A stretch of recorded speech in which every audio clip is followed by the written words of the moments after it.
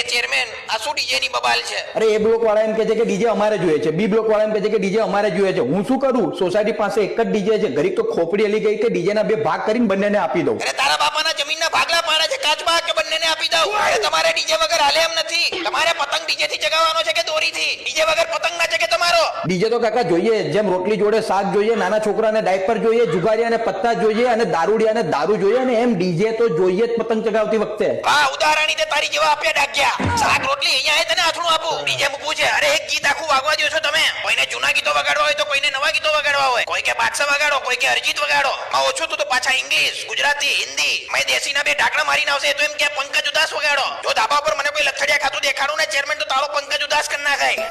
તમે કાકા બધી લવારી બધું કીધું, પણ એ ના કીધું કે ડીજે કોને આપવું. અરે કોઈને નથી આપવું નોળિયા. નવરાત્રીનું ડીજે છે, નવરાત્રીનું રાખો. જેને મોજશોખ માટે કરવું હોય ને પોતાના ખિસ્સામાંથી પૈસા ખર્ચીને લાવો. અને હવે જો ડીજે ના કારણે બબાલ થઈને નોળિયા તો તારો ડી એટલે ડાબો, જે એટલે જમણો હાથ ઉખાડી તાબડા કરી નાખાય.